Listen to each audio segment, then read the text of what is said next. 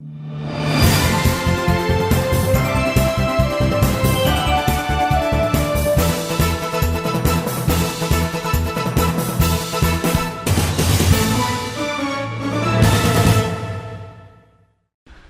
my dear friends. Welcome to the show. Jack Chow on East West with G&E TV.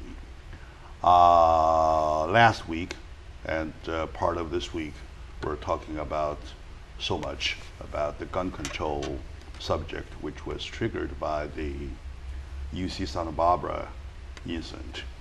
That was a bloody incident. The leftovers, the hangovers are kind of still too much for us to come over. Anyway, so to me, it is more a consideration of gun control rather than the incident itself.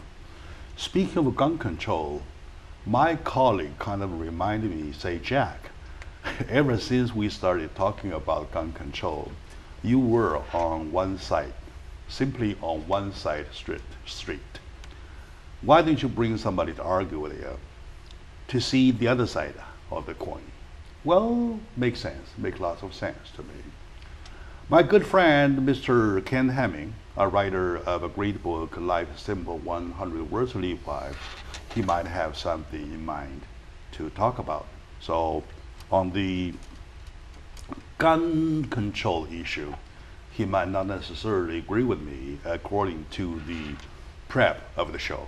Yes. All right. Now, I'm ready to discuss this matter with him, and I believe he's ready. But first of all, let me extend my invitation and welcome to my good friend, Mr. Hemming. Thank you, Jack. My honor to be here always and to be with your viewers. Sure. And every time when we talk about your book, we kind of like smile all over from year to year. Yes. Right? But today we have to put a long face to each other to talk about this serious issue because people are dying from the incidents That's true. of that nature. Right? That's true. Okay. At least in the last one, 6 lives were taken. Yeah. All right. On top of that, the shooter himself. Yes. If we count everything by life, just by the life, what the 7 already. And 13 wounded. 13 wounded. Yeah. Among the 13, some were in serious condition. Later, Yes. we heard, thank God, they were kind of recovering on the way, Yes. right? So now, A blessing. once again, it is to me not a matter of the news. It is matter of a indication, a stronger, daily stronger indication we should do something, namely gun control, right? Or other approaches, Or, yes. I know you have the or. So what is your or? You know, my overall thinking on this, okay, is there's a reason that people do violent acts like this. All right. And most of them involve some sort of mental illness. And say, in my opinion, we've talked about this many times, there's a reduction in the value of a full family with parents and children, a reduction in the values we're teaching kids as they're growing up, and of course my book's about values, and I think that and also with all the electronic gears, computers, and all the Facebooks and whatever, people actually lose track of what violence is. What is the impact of violence? And I think young kids are a little bit more susceptible to letting their mind go in very irrational directions than maybe it used to be when there was more values taught in our school system. Exactly. You seem to have touched a very important point that I may agree with you. I hope so. We should. Which is a good thing. Yeah, right? this is clear. So before we even touch the gun control subject, Yeah. let's take a look of the nowadays society about the overflowing convenience of all the gadgets. Yes, sir. Now, take the manifesto, for example, Yes. right? Back in the old time, when there was no such public media handy, Right. as handy as before, Right. if the guy did compose the manifesto, where did he get it published? They didn't. Just the police would read it or something. All right. Right. Where did he expect somebody will read it? Right. Probably So- didn't expect much distribution. So in that case, if I were the killer, I would not even have time or even think about to compose a manifesto of that nature. May I share a thought, please? And I'm interested in your response. Sure. I find it offensive that the media spends so much time talking about the person that did such bad things. Exactly. I would report the activity. We have victims and that, but now they're giving these moments of fame to evil people beyond comprehension. That's exactly even starting yesterday when I was talking about this program. Yes, sir. I mean this instant. Yeah. In my show, I did not even mention the name of the person, and I still prevent not to do that. I don't want to give credit to I agree. anybody. They should not. I'm just talking about the incident I don't want to hear his name. that triggers me with the consideration, right. Yeah. With all the thinking and rethinking that is necessary, that I think. Yeah. That's why we talk about gun control. You may disagree later, right? Now, Sure, that's fine. okay, now, the video clip of as long as 7 minutes Right. he did it, right? Which I refuse to watch. Okay, I didn't. For the job part, I Yes, right. had to, Yeah. but I didn't enjoy it. Right. I couldn't help but feel disgusted. How do you link your mind, your wonderful mind, how do you link watching that with then the reality that he actually went out and did this evil activity? It's a suffering. It's very. There's a suffering for that. Very hard. To hear those words, to Right. hear those expressions. Yeah. Right now.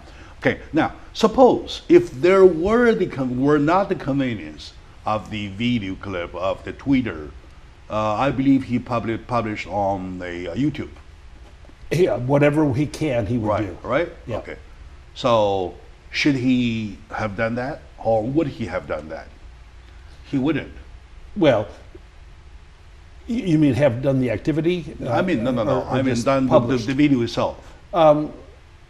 You know, it was a self-serving, egotistical opportunity to try to glorify himself and get sympathy from the world. Yeah, He did not and achieve it. then the ill-minded media Right. takes a moment of getting them important Right. or making themselves important. Yeah. They replayed over and over again to get him publicized. Do you realize the media spends 20 times, 50 times as much time talking about the evil person and not much about the victims? Exactly. And that's not right. Uh-huh. They're even talking about why he killed. Yeah. There's no reason of why. Killing is a killing. Right. Killing is killing. See, right? and the thing is, if a person is well adjusted and happy in life and has a sufficient value system, if you lay 50 loaded pistols on a table, they're not going to reach for one. You know, it's that we probably want to talk about later. Okay. So we'll focus about the ill-minded media. I believe are that. trying to make themselves important. Yeah. Right.